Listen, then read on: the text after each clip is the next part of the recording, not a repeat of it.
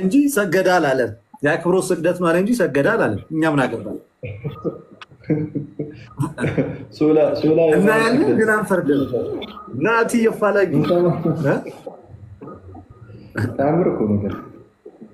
ኧረ ይገርማል፣ በጣም ይገርማል። ማን ነበረ ካስታወስክ የመጨረሻ ምን ትዝ ቢለኝ ጥሩ ነው። ሰው በእምነት ብቻ ሳይሆን በስራም እንዲሰርቅ ትቆጥራላችሁ አለ። ምን ሆኖ ነው? እሱ አልተረዳውም። ልደት እሱ አልገባህም። አውዱ እኮ ሰው በእምነት ብቻ ሳይሆን በስራም ጭምር ነው የሚጠቀው ማለት እኮ አውዱ ከላይ እኮ ሴጣን ያምናል ይላል። በቃ ስለሱ ነው ሴጣን ያምናል ይንቀጠቀጥም አለ። አንተ ታምናለህ መልካም ታደርጋለህ ይላል። እሱ እኮ የሚያወራው ስለ ሴጣን እምነት እኮ በጣም እኮ ነው። ያመን የተጠመቀ ይድናል አለ። ደግሞ እንዴት ብለን እሺ፣ እሱን ምን ታደርገዋል? ተሳስቶ ነው እሱ እምነት ብቻ የሚለውን አያውቀውም ነበር ነው እሱ ብቻ አይደለም የተሳሳተው። ቅዱስ ጴጥሮስም እንትና ቅዱስ ጳውሎስም እኮ ሁለቱም እኮ እንደዛ ብሎ ጽፏል። አሁን እንትና ቅዱስ ጴጥሮስ አንደኛ ጴጥሮስ ምዕራፍ 3 ቁጥር 1 ላይ ጥምቀት የውሃ ጥምቀት እንደውም ይሄ እንደዚህ እንደሚለው ያውቃል መሰለኝ። የውሃ ጥምቀት ያድናል ሲል እኮ አውዱን እኮ አልተረዳውም። አውዱ እኮ አያድንም ማለት እኮ ታዲያ ያድናል ማለት አያድንም ማለት ነው። አውዱ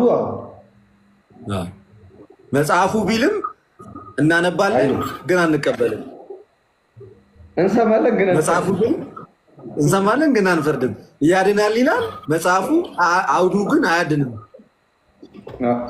አይ መጀመሪያ ዶክትሪን ነው። በዶክትሪን ትመዝነው ያ ግድ አሁን ምንድነው የምንሰበከው ነው። እዛ በሱ ትመዝነው እና መጽሐፍ ቅዱስ ካላለፈ ያ ቃል እኮ አውዱ ነው። ለትያ አሁን እናንተ ችግራችሁ ምን መሰላችሁ? አውዱን አታዩ ነው። አሁን ከክርስቶስ ጋር አንድ እንሆን ዘንድ እንጠመቃለን ይላል መጽሐፍ። አንድ ካልሆንን አንድንም ትላለህ። ሳትጠመቅ ትድናለህ። አዎ ቅድም ሰምተሃል አይደል ወንድማችን? እና ጳውሎስ ከክርስቶስ ሞትና ትንሣኤ ጋር በኢየሱስ ስም ተውብን ደግሞ እንዴ ከክርስቶስ ሞትና ትንሣኤ ጋር አንድ ለመሆን እንጠመቃለን። ግን አንድ ስለሆኑ ነው የምንጠመቀው። ጳውሎስ አንድ ለመሆኑ እንጠመቃለን ይላል። ስናነበው ግን እና አውዱን ስንይዘው ደግሞ አንድ ስለሆን እንጠመቃለን። አረ እሱ ሜቢ እኮ ይኸውልህ አንተ እኮ ማየት ያለብህ የተጻፈውን ሳይሆን መገለጥ የሚባል ነገር አለ። አሁን እንደው ጌታ ኢየሱስ ለቅዱስ ጳውሎስ ተገልጦ ቤተክርስቲያን ወዳለ ሰው አይደል የላከው እንጂ ተገልጦላል ሂድና ስበክ ብሎታል እንዴ? እኮ አላለም። ስለዚህ ለእሱ ስላደረገ አሁን ደግሞ በአዲስ መልክ ነው ስራ ማነው እየተሰራ ያለ ምንድነው? ተገልጦልኛል ነው የሚባለው። ወደ ቤተክርስቲያን አይላክም። ኧረ ምንም በቃ በጣም አስቸጋሪ እኮ ነው። በጣም በብዙ መከራ ወደ እግዚአብሔር መንግስት እንገባለን አሉ እነሱ። አይ ችግር የለውም ማመን ብቻ እንሰማለን ግን አንፈርድ። ግን እኮ አሁን ተትቷል እሱ ነገር እግዚአብሔርን በልጆቹ ግን አሁን እሱ ልጆቹን ሳይ ምን ይል ይሆን? በና አይ አትደነቅም? ብቻ ብሎ እኮ አሁን አይ መጀመሪያ ደግሞ እኮ የሚገርምህ አባቶችም እኮ በጥምቀት ዙሪያ ላይ ያላቸው ትምህርት ስህተት ነው። ማርቲን ሉተር ልክ ነው። እኔ የምልህ ችግር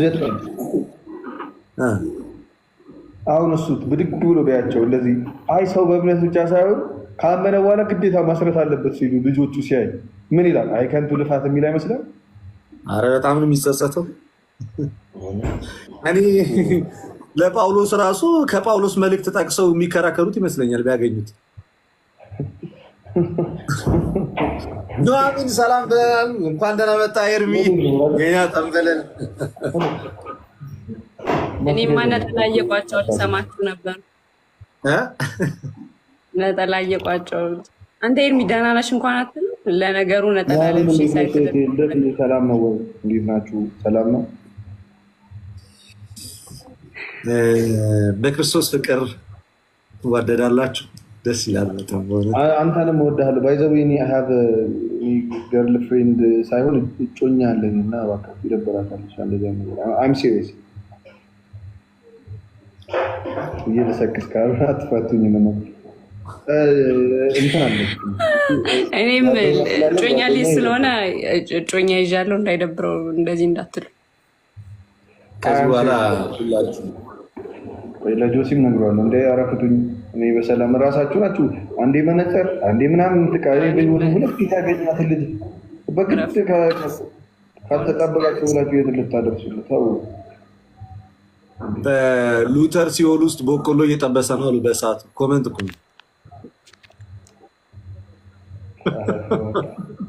ኧረ እናንተ መጨረሻ ግን አቤት አቤት አቤት ኮመንታተር አቤት ኮመንታተር አቤት ኮመንታተር ወይኔ በላቸው ወይኔ በላቸው።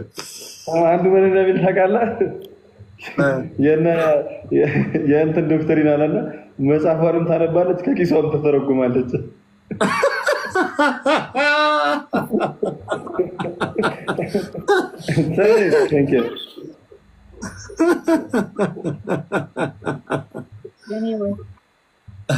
ምኑ ነው ካላየን አልሰማሁም። አቆሞ ነበር እኔ እንጦጦ እናቴ አንተ ወይ እኔ የምልህ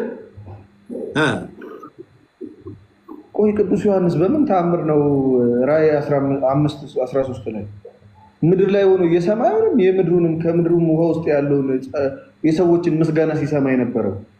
እሱ ነገር ልክ ነው? አረ ሰው እንዳይሰማ ተው። ደግሞ እንደዛ ሚለ አለ ብሎ ደግሞ እንዳትጣላ። አረ ተው እኔ የለውበት። አረ ተው ደግሞ እሱን እንይዘው ሌላ ነገር እንዳይሉ በሁሉ ቦታ ይገኛል እንዳይሉ ቀስ ብለው አንድ ሰው ይህን ካወቀ ለማርያም ሲሆን ግን ጸሎት አትሰማም። ገብርኤል አዲስ አበባና ሐዋሳ ሲሆን ችግር የለውም። ጋጫ እሱ እንደዛ ለማለት አይደለም የፈለገው። ተሳስታል። እሱ እንደዛ ለማለት ገድል ላይ ነው ያለው። ገድል ላይ ነው አሁን የጠቀስኩት። ኧረ ኪኪ በቃ እንደዚህ አይነት ቀልድ አቁሙ። ጌታን የምን ቀልድ ነው? አም ሲሪየስ እያወራን እኮ እኔ ግራ ገብቶኝ እኮ እኔ የምልህ ልደት ቃል እሺ፣ የመጨረሻ አንድ ልደትዬ ወይ ሉቃስ 16 ላይ ነው አብርሃም ሰማይ ሆኖ እነ ሙሴ ያሏቸው በምድር ላሉት ያለው አሉ። ግን በሁሉ ቦታ የሚገኘው እግዚአብሔር ነው። የሞተ ሰው እንዴት ሊያውቅ ይችላል ምድር ላይ የሚከናወነው ነገር? መጽሐፉ ይላል፣ ግን የሞተ ሰው ሁሉንም አያውቅም። መጽሐፉ ግን ቃሉ ይናገራል፣ ግን እኛ ቃላችን ሌላ ነው። እንሰማለን ግን አንፈርድም። በቃ እንሰማለን ግን አንፈርድም። በቃ ኦኬ፣ አንድ ሰው አስገባ። በቃ ኑሐሚን ፈታ በይ። ቅጣት ነው የራሱ ቅጣት ነው። አታምታታም ስል በዚህ ቢያበቃ ጥሩ ነበር አለ። ሁላችሁም ወደ ቤታችን ትሄዱ ነበር። ግልጽ ነው አለ። ፈጠጥ ብዬ ነው የምነግርህ።